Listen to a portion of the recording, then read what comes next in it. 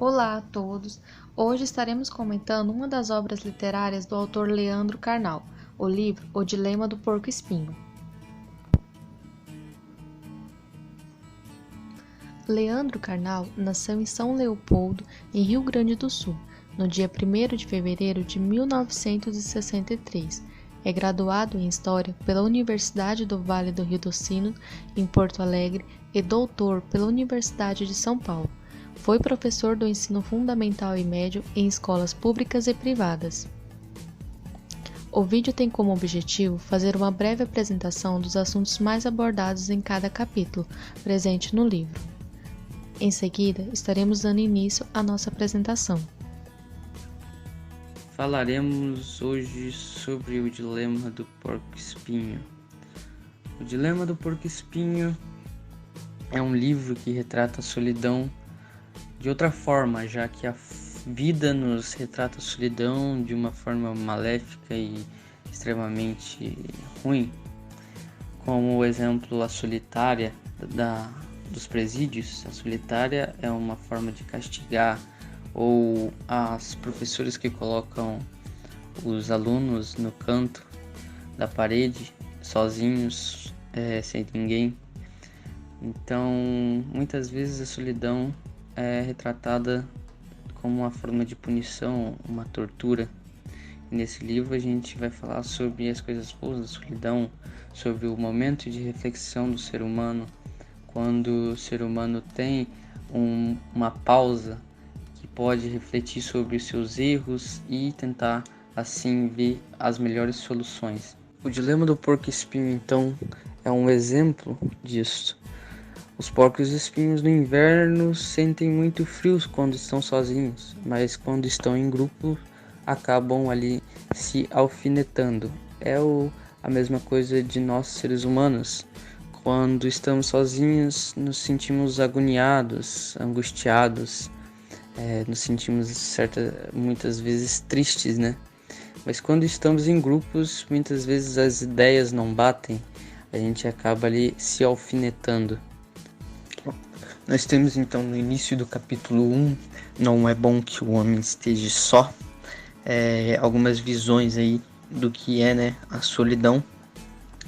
O autor começa já colocando uma percepção cristã do que é a solidão, com Deus, né, tendo que criar Eva para Adão, e também logo depois mostra sua visão sobre Adão, né, por que Adão era perfeito e vivia simples e diluído no paraíso, sem nenhum tipo de tristeza com isso, já que ele não tinha conhecido nenhum outro grupo de pessoas, nem mesmo a parceira, né? E é bem interessante essa visão aí de Leandro Carnal sobre a solidão retratada, né, da Bíblia. Temos também uma visão darwiniana sobre o que é a solidão, digamos assim. Darwin falava que a solidão era uma coisa boa, às vezes, pois ele tinha liberdade e assim ele podia estudar mais tempo. E temos também ele falando que às vezes a felicidade vinha também do convívio com uma parceira, talvez, já que tinha bem mais charme em ter uma parceira em sua casa, né? Então ele achava os agrados de viver na vida em casal, mas também achava benéfico ser livre, né? Já que a solidão ela te dispõe isso, digamos assim. A solidão de não estar com uma pessoa te dá uma certa liberdade. Então nós terminamos o primeiro capítulo entendendo que falamos aí sobre como a solidão e a vida não solitária, digamos assim, é um prisma da felicidade, como muitas vezes as coisas querem mostrar isso pra gente. E temos também Leandro Carnal fazendo alguns agradecimentos aos leitores que leram até ali e falando também que vai abordar algumas outras coisas, algumas outras visões sobre solidão em próximos capítulos. e também fazendo uma pergunta no final do primeiro capítulo, perguntando se a gente foi feliz enquanto a gente leu até ali, né? Já que a gente teve o nosso momento solitário, né? É um momento que a gente tem ali só com pensamentos, leitura mental, digamos assim, só você e você refletindo sobre algo. Vamos falar do atual, de como a solidão é vista hoje. É inegável que as redes sociais têm um efeito demasiado na vida de todos nós. Desde cedo temos acesso a todas as informações do mundo, seja elas redes sociais, vídeos, sites, enfim. Temos um universo virtual que liga ou separa pessoas. Como definir?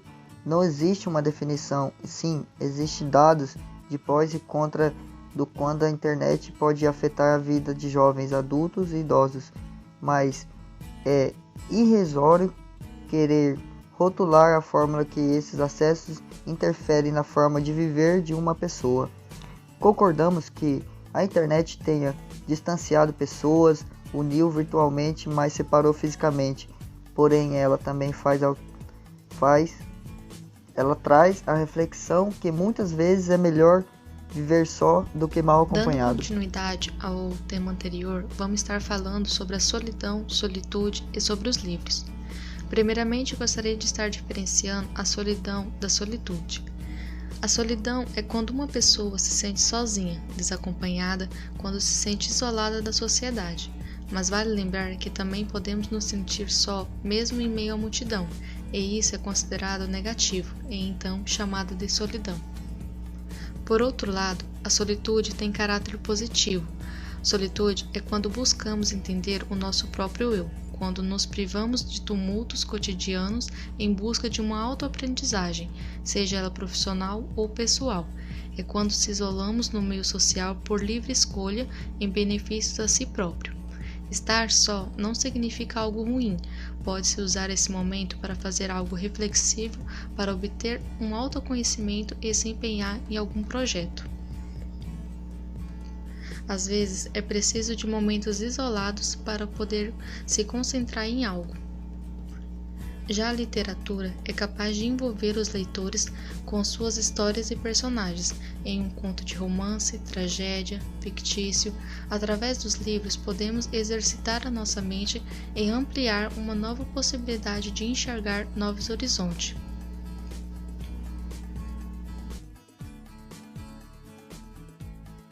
O Deus da solidão. Nesse capítulo, o autor informa que Deus ama o isolamento dos fiéis, que sempre está ao nosso lado e que representa o fim do abandono.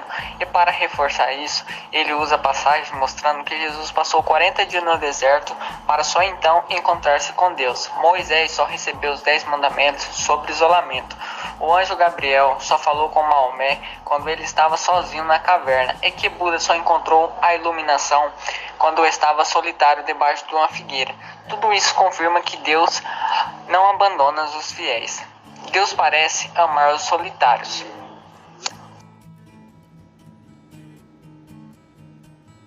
A imagem do solitário. Arte e cinema em busca do isolamento imagético. Nesse capítulo, os artistas precisam de um tempo só para que possam fazer a sua criação. Alguns deles usam esse tempo para se beneficiar na sua arte. E aí, um exemplo que se beneficiou nesse meio tempo só foi o Kubrick, que tirou um tempo para fazer um filme e pesquisou nesse meio tempo também lentes específico para câmera. E o Teodoro Bramille também escreveu um poema e um livro sobre a luz de vela. E outros artistas, eles acabam que a solidão destrói eles, acaba sendo destruído pela solidão. Que no caso, um exemplo dessa destruição foi o Van Gogh. A solidão para ele era o palco da criação, mas o isolamento não era bom para ele. Ele acabou se destruindo e acabou se suicidando por se isolar e pelo tormento e dor que sentia. O que é solidão da criação? Solidão da criação é onde o artista tira um tempo para ele conduzir sua própria arte e trabalhar nela.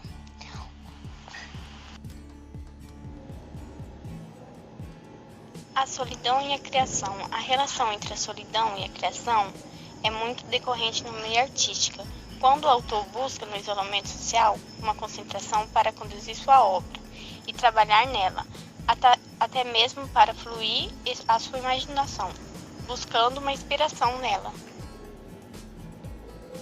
As solitárias existem onde a gente menos espera. Muitas delas existem dentro da gente mesmo, onde está aquele sentimento que a gente não conta, que a gente não abre para ninguém. Ela tá naquele casamento que a gente entra com a responsabilidade de nunca mais sair. Porém, a gente não se abre para ser feliz. A solitária é tudo aquilo que a gente não consegue expor e fica preso de nós para nós mesmos, as angústias. E isso nos maltrata.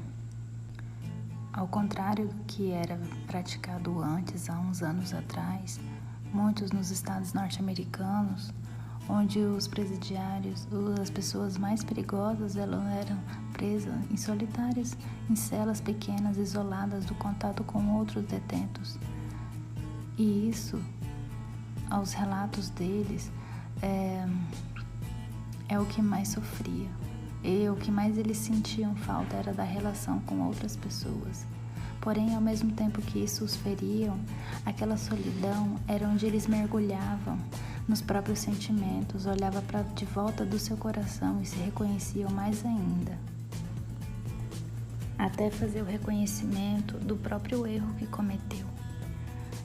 Então, chega-se à conclusão que a solidão ela é um lugar para ser visitado e não para morar. É um lugar para se passar pouco tempo, para a gente refletir, para a gente ver onde pode melhorar as consequências daquilo que a gente praticou, do que a gente falou. E não um lugar para se viver, porque nós precisamos do contato com outros seres, da afetividade, da troca de palavras, de olhares, do toque. O ser humano, ele precisa de contato com outras pessoas, seja ele bom ou ruim, ele precisa para seu desenvolvimento mental, psicológico e comportamental. Levando em consideração os aspectos apresentados, podemos dizer que a importância deste livro está em observar a importância da solidão. Diante dos últimos acontecimentos decorrentes à pandemia do Covid-19, podemos destacar o isolamento ao qual a população teve que aderir devido à expansão da pandemia.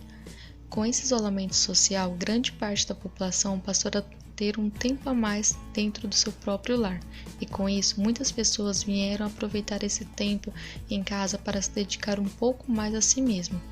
Algumas pessoas até aderiram a exercícios em casa ou até mesmo iniciaram leituras, coisas simples às quais elas não tinham tempo por conta da rotina.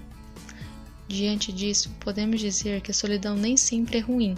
Com ela, podemos nos permitir a buscar o próprio eu e ter novas aventuras.